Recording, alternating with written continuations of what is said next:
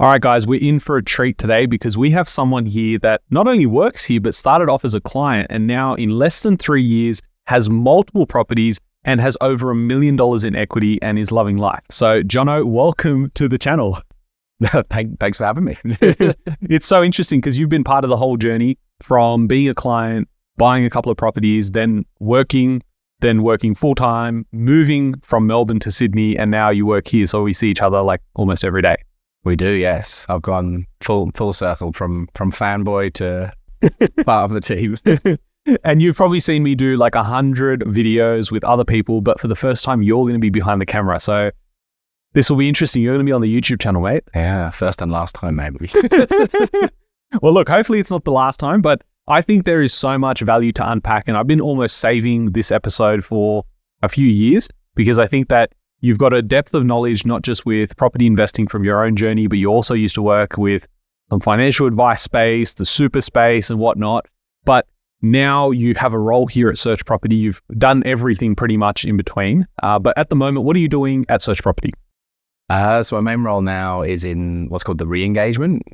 So I deal a lot with like our accountants and brokers, helping people kind of strategize and get beyond that sort of one or two properties where a lot of people seem to get stuck. And then also I help with presenting the properties to clients as well once we've actually found a property that fits. So, yeah, nice. Yeah. And so as part of that strategy and whatnot, because I just want to bring value to the guys that are listening. So when a client comes on board, they buy a property, they then have a portfolio, and sometimes they've got multiple properties in there. Sometimes they're looking to get multiple properties. That's when they would engage you, and there's no extra cost to that. So it's just part of our full service package, I suppose. And then when you have that chat with them, what are you finding is the most common issue at the moment? I would say, yeah, it's about like structuring. So finance, getting the right structures in place to be able to like keep buying property over the medium term. A lot of people, they'll get themselves in will make themselves have a challenge with serviceability. So that's mainly where my time is sort of spent, is in that kind of educating them advanced strategies to, maybe look at how do you keep buying properties. Yeah, nice. I suppose, affordability is the big concern, and everyone's on about how at the moment it's so difficult to get enough servicing for your next property and the one after that. And obviously there's a range of structures and things that we can do, but I'm not going to mention the word because you keep talking about it. He literally eats my head in the office about this, like, Ravi, trust this, trust that. And I was like, I promise I'm not going to bring it up, but I broke that anyway. Yeah. All right. So what I want to do is I want to talk about your portfolio. And before we get into like the other properties and the specifics, because I know that people love hearing about the specifics of each property and what the numbers look like and whatnot, we are going to have some graphics come up for each property as well, which is going to be a delight. But I think what I want to go back to is your first property. So how did you find Search Property? How did you find myself? And what were you looking for? Talk me through that journey. I know it was a few years ago. And you work really hard. So now the memory is not ticking over as quickly, but go for it. I was... what was I, back in 2021, I just used to invest in like ETFs and index funds. And then, I just owned my own like principal place of residence, had like an apartment in Melbourne. And then sort of through COVID came across yours truly on YouTube and thought, this guy seems to know something I don't. And so probably watched 30, 40 hours of the video, binged over a few months, then reached out to you obviously via email and set up an initial like strategy call. I think it was another month or two just getting my finance and things sorted. And then, I just decided, I'm just going to trust this random guy from YouTube. Partway through the process, I did have a few doubts, especially when I got my first pest and build report. They sent it to me before Deepak had intercepted it, and I was like, oh my god, the house is going to break down, and it's the worst thing you're ever seeing. I'd never seen one before, and obviously now having seen like hundreds of them, I know that's just the way that they're all written, like to indemnify themselves. But there was a few moments there where I was like, am I sure I've done the right thing? But I'm so glad that I continued through. As we'll sort of go through, because it's really served me very well, that decisions. It also didn't help at the time we had like literally no Google reviews, and now we're past like 150, which is nice. We also had like a really shitty website, which fortunately now is also a lot better. And we also didn't have an office, so physical space. And now we have that as well, which is really nice because so many people were like, are they even like real? There's some guy on YouTube. And then it didn't help like through that entire period of, producing content. I've always got, spam accounts sort of replicating my account and asking for money from people. So that doesn't help either. But now it seems so much more easier for someone to come on board because it's a legitimate business. It was a legitimate business back then, but it was also so much harder to to find credibility behind it. But obviously you've enjoyed the process because you came back. Now, at the time, because now it seems like every person is a buyer's agent, and if you're not one, your neighbor is. At that time, there weren't as many out. So what was your process of figuring out what a buyer's agent is and why did you want to use one? Why did I want to use one? Because I realized I didn't really know a whole lot about property, and my process for sort of finding one was I spoke to a few. So when I spoke to you, I went to get finance from a broker, just like a normal, I think a mortgage choice broker. And he's a nice guy, but he tried to take me down his own path of investing with a company that seemed to be connected with mortgage choice. I can't remember the name of them, but they were doing like a lot of house and land packages. And he'd bought 7 of them himself. And I was like, okay. Oh, wow. So I was like, I'm going to listen to this guy. He seems to know. But now knowing what I know, it's because he had a really good sized business, and he was buying these because they give him a lot of depreciation because they're new. And so for him, it's kind of works well. Plus, he probably got a really reasonably good kickback from them. Know what we know about, how house and lands work. I only got an email yesterday. Yeah. Reputable house and land package developer. We want to partner up with you and we can pay you as much as $40,000 to $60,000 per property. And I was like, mate, that is so much better than the business model we run. But it just doesn't seem ethical. But anyways. I can totally see why people go for it, because I went to the same sales presentation and was like, they just sold, the whole thing it wasn't really about building a portfolio, like capital growth, cash flow. It was all about depreciation really. And you can get a lot of depreciation back if you buy a new property. But if you look at the decision holistically in terms of how it's going to build out your wealth, it's probably not optimal compared to like our strategy, because you're less able to double down and keep buying with that, because yes, you get some depreciation money back from tax, but the banks, no banks I'm aware of anyway, don't care about that. They look at your pre-tax cash flow. So you might be able to get 1 or 2, maybe 3 of those properties, and that's it. Whereas with the type of properties that we buy, basically you can keep going over time. You can just keep going. So 3 properties versus potentially infinite properties, it's what's going to win that. So I spoke to one of those groups. I then spoke to like a local buyer's agent in Melbourne, and he was just very focused on a certain area of Melbourne. But I was always really going to come back to you anyway, because I'd watched so much YouTube that I felt like I kind of knew you at that point. And the others, although they seemed reasonably nice people, I just didn't sort of have that same level of trust that you kind of created for myself by watching all of the YouTube. So I ended up coming back. Yeah, it's interesting when we just touching on the depreciation, saving tax versus making money. I think that's one of like the main questions that we ask people now, that when they call in, it's, are you looking to just save tax because your accountant sent you here, or is it that you actually want to build out a portfolio? Because they're not necessarily the same thing. Like a property could ideally be well built in a good area and give you everything. That would be a unicorn property. We probably see like maybe 5 a year out of the hundreds that we buy. But realistically, you're trying to go, how do I maximize on the growth and the capital appreciation, as well as being in an area that's going to give me the rental growth? And then the depreciation and the saving tax is like more of a bonus for that strategy. It's just, how do we achieve our number one priority, which is let's make as much money as possible, rather than just saving tax. Now, going on to, I guess, you coming on board, obviously the process has changed over the years, given at that point, I think there was like 2 or 3 of us working here. And now there's like a team of 35, 36 people. So obviously it's changed over time. And you've been a big part of making those changes, because from a client perspective, you were able to give us a lot of insights. So I remember when you had come on board and whatnot, it was like, hey, what was your process like? And I think we sort of connected really closely after I think you had purchased your second property. And that's when I was like, okay, this guy's really switched on, really likes this stuff. And then you could come on board and help us because, you know, we would know what the client was thinking when they went through that journey. And that's how we've adapted the entire system now. And the client journey is, how do they get the most support? What are the sort of questions they're going to ask? And how do we provide that information before they're asking the question, so everyone feels really comfortable, really supported throughout the entire process, which I think we've done a really good job with. Now, let's jump into some of the actual properties, because that's always fun to do. Now, at the end of this video, or close to the end of this video, I will share the entire portfolio breakdown, and I'll also try and share that on our stories for whenever we end up sharing this. So if you're not following the Search Property Instagram page, as well as the Personal Finance with Ravi Instagram page, then definitely go and follow that. Now, let's go ahead to property number 1.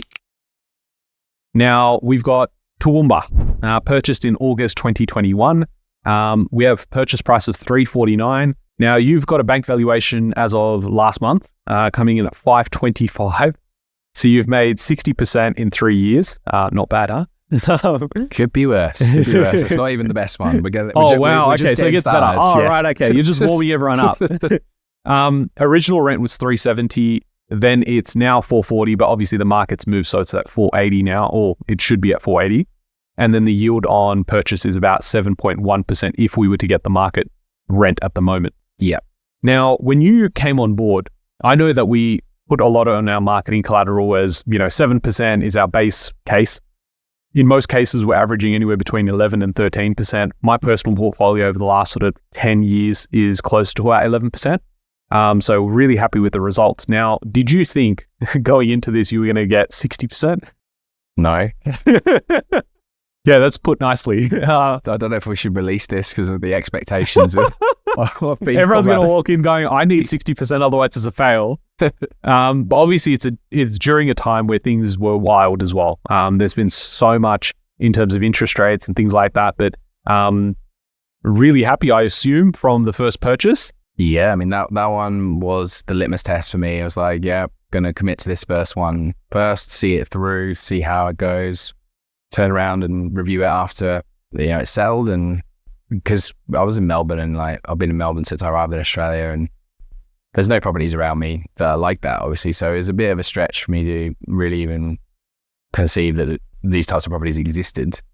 So then to actually get one and then it rented out straight away, I was like, oh my God, this is actually real. Let's get some more. Yeah. Now, you also mentioned that you had a PPOR. So you had a unit in Melbourne.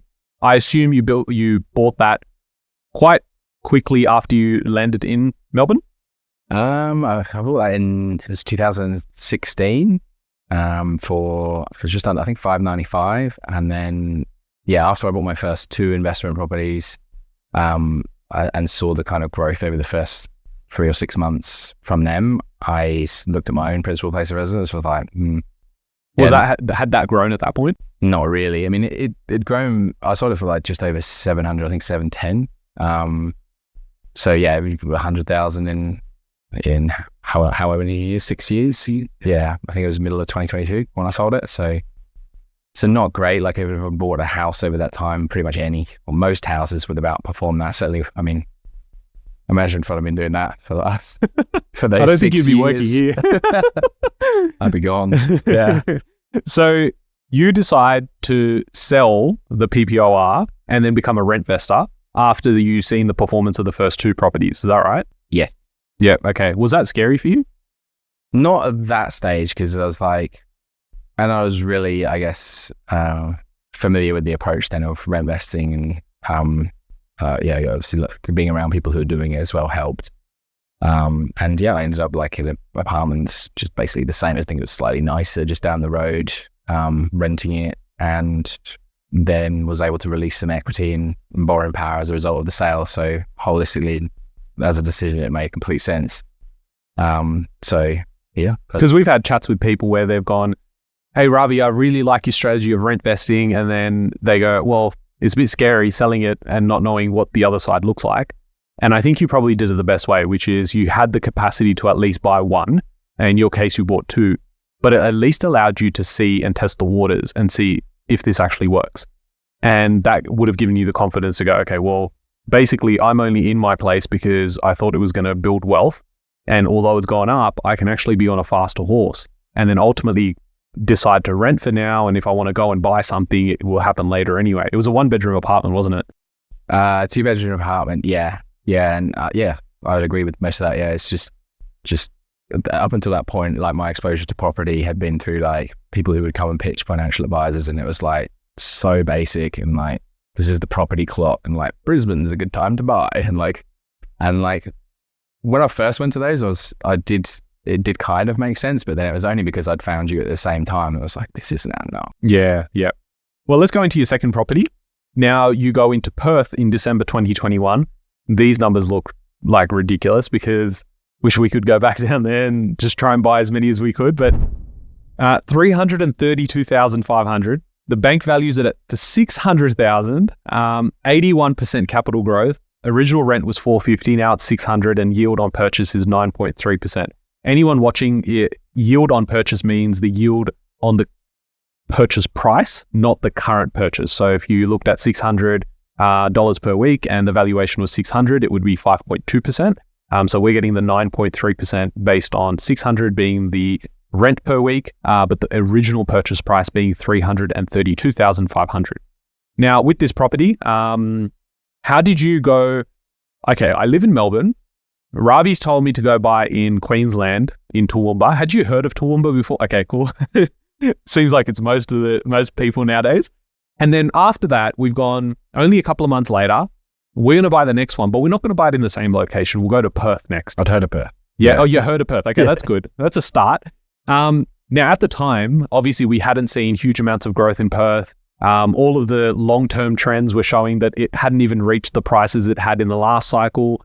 So I remember vividly that you were, along with other clients, really skeptical of going into an area that was renowned as a mining town, an area that probably wouldn't grow long-term.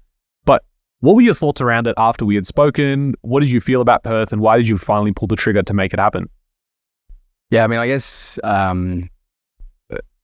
common sense, or I thought that looking at like the long-term performance of that property, like, I think I was buying it for the same price that the person, the previous owner had bought it for 8 years before. So it was like, okay. Something doesn't add up here.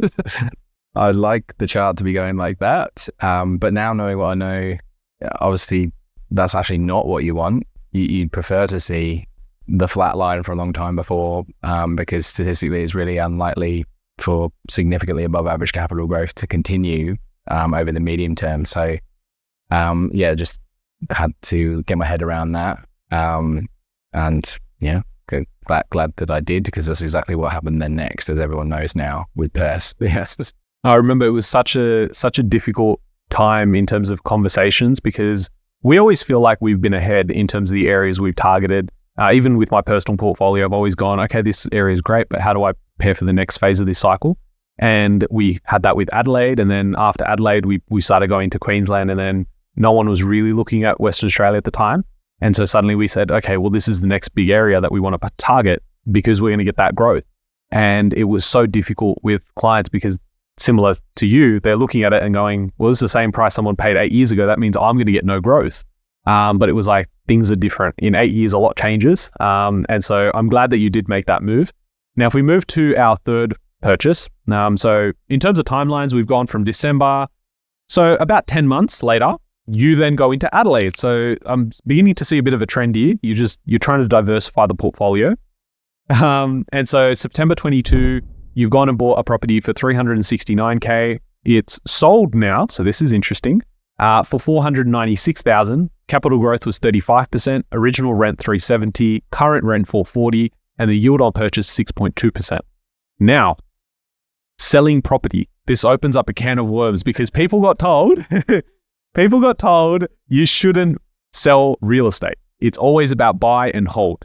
Now, before we get onto that, Adelaide, was it a similar process? We sort of went, hey, look, let's diversify, get into Adelaide because there's still some good fundamentals there. We're going to see that growth and we want to diversify. Same sort of process. You were like, look, we've done it twice now. I trust this system. Let's go with it. Yeah. I mean, to be honest, even the second, I was pretty I don't know if the Deepak would remember those calls, but I was like just my calls were not long when it comes to presenting the property. I did just at that point completely trust the process. So yeah, I mean, Adelaide, obviously I'd heard of that. I think it's about half an hour from the CBD. So from my simple knowledge at that time, it was like, yeah, it sounds like a good idea. Yeah. Yes.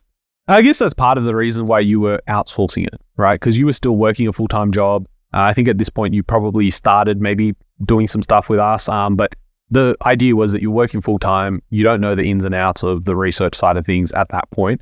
And so you said, look, I'm just going to give it to you guys. You clearly know what you're doing. And that's pretty much a lot of the clients that do come across is, look, I may know 50 to 60% of what I need to be looking at on a property, but I'm not going to be able to make as many calls as you guys are. I don't have those relationships. I feel like you're going to have the best chance to get the right property at the right price in the right market by using the help of a buyer's agent, which is how you thought about it. Now, selling the property. When did you sell? Yeah, so I sold it not that long ago. I think it was like 3 or 4 months ago. Because part of it was a bit of a rush to buy this one and the next few, because it was when interest rates started to go up back in like 2021. So, 2022, wasn't it? The second part of 2022. So I was racing to get my pre-approvals and get as many properties as I could, because I saw a window basically to buy before my borrowing power would probably be significantly less. So yeah, that's kind of when I got this one. And then, yeah, fast forward a couple of years, knowing a bit more of what I do now about like structuring, I had to sell it because interest rates went up a lot. And I didn't have the same borrowing power as I did before.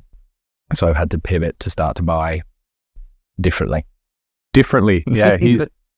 Guys, I don't know if you can tell, but he's so eager to mention it. What's the word? What do you buy it under? Buy under trust, yeah. Anyone that's been in the office or had a conversation with Jono at this point, he loves trusts. And so he basically knows inside and out. And so part of that was you need to unlock some of the servicing. And we're going to do a detailed video. I think I'm going to get you onto that video. So we'll make a video. If I get enough comments in the comment section below and we say whiteboard with Jono, then we're making this video with Jono about trust.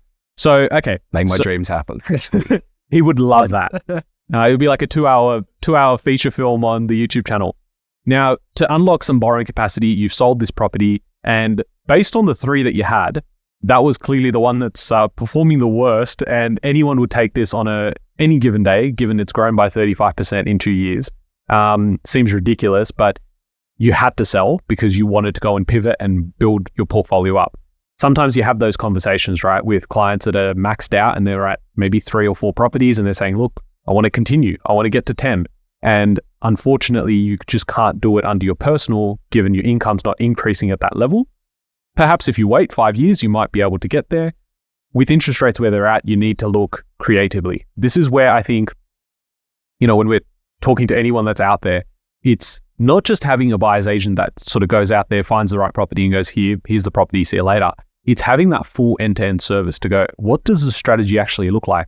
It's all well and good. I can say I want to buy 10 properties, but how do I get there and how do I execute on those things? And having the right conversations around the right people definitely does make a difference, doesn't it? Oh, 100%. Like, so sometimes, I've had chats with clients who maybe bought properties before buying with us as well, and similar to like my apartment, they're not really performing, and so the opportunity cost of keeping those properties is really quite high, because one, they're not likely to get much capital growth from them based on our analysis of the areas, but 2, they're also holding them back from a borrowing power perspective. So I'm not of the view that you should just hold on to every property forever. Sometimes it can make sense to sell, so sometimes we do have to have those conversations as part of the strategy.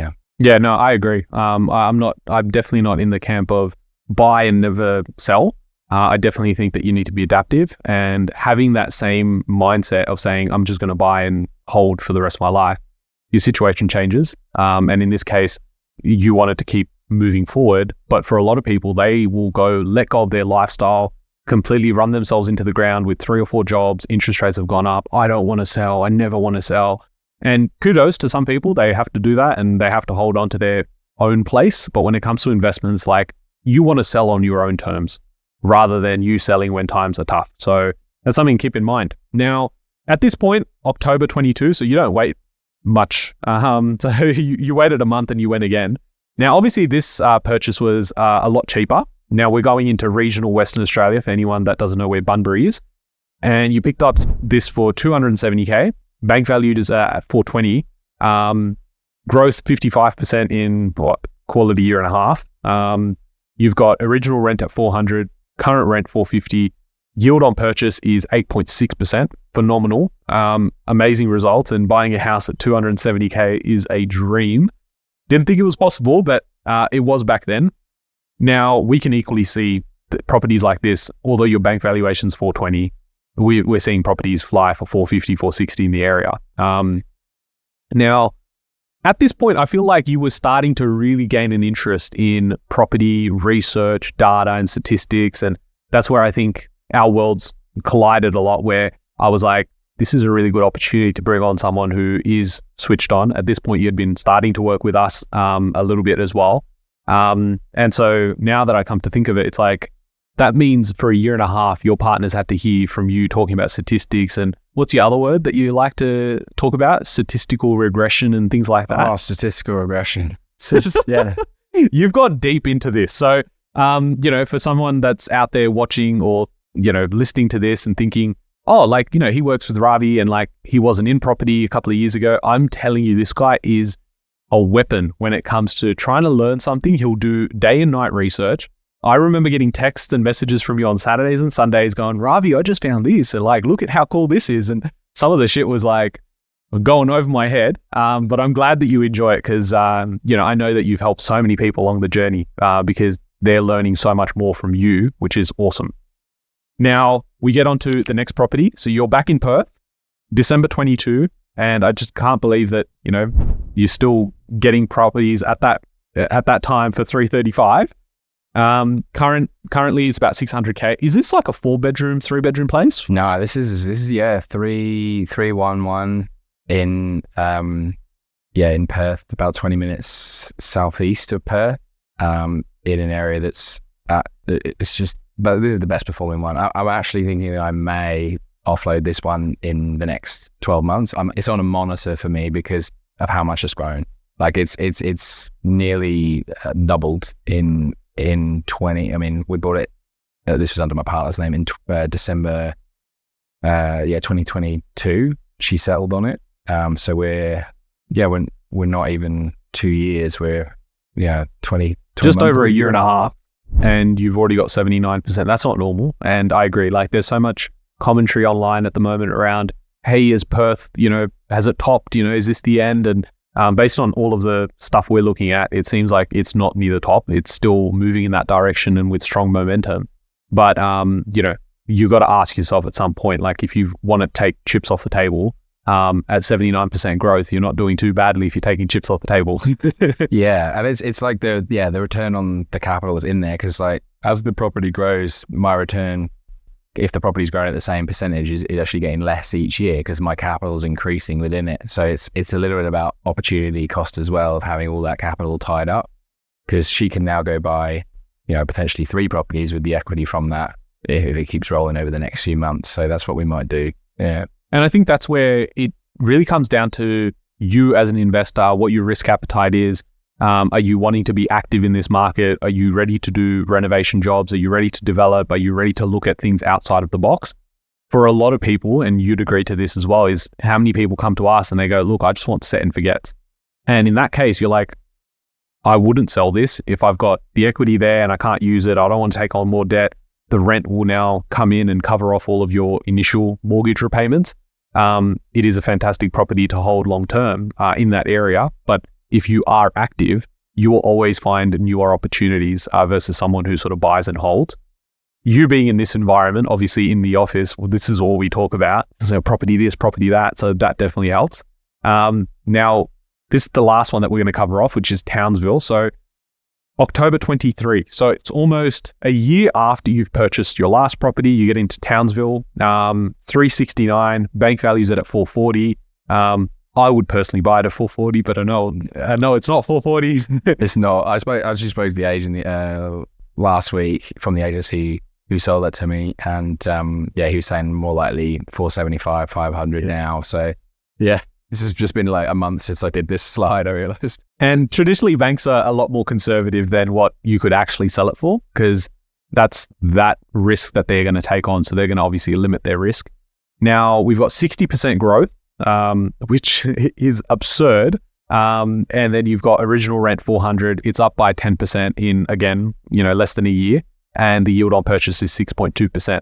Now, just for context, we're talking about these numbers as if they're almost normal. They clearly are not. We want to get to sort of 7%, 10%. As I mentioned, 11 to 13 is the average year on year. When we start looking at cumulative, you're looking at then, 40, 50, 60%. And in some cases here, like 60% in less than a year is absurd. All right, so less than a year later, you're in Townsville now. You've bought this for $369. Bank values it at $440, but you spoke to an agent only last week. How much do you think they would actually be able to sell this for? Yeah, I mean, he was saying it's $475 any day of the week, maybe even up to $500. So yeah. To be honest, I'm a nice guy. So if you ever wanted to sell it at $440, that's what the bank values it for. I would happily take that off your plate. But capital growth, 19% in less than a year. Rent is $400, up by 10% at $440. Yield on purchase is 6.2%. Beautiful property, this one. Now, you obviously are looking at data all day, every day with the team. It makes a lot of sense why you purchased this at the time that you did. Now, walk me through it. You've got now, how many properties is that? So you've got 1, 2, you've sold 1, 3, and 4. 5 left. Okay, brilliant. So you've got 5 properties at the moment. You've got well over $1 million in equity that you've generated in less than 3 years. And obviously, as you've gone ahead and learnt about data and knowing how these things work, why was it so important for you to still use us as the buyer's agency? Because at that point, you probably could have picked up your last one and the last 2 by yourself. So why was it important that you did outsource that to us to continue? Yeah, why not? I mean, I would say when I bought the rest of all those properties, I still probably didn't have enough knowledge to be able to buy them at that time. So, the speed is pretty critical to be able to keep moving forward.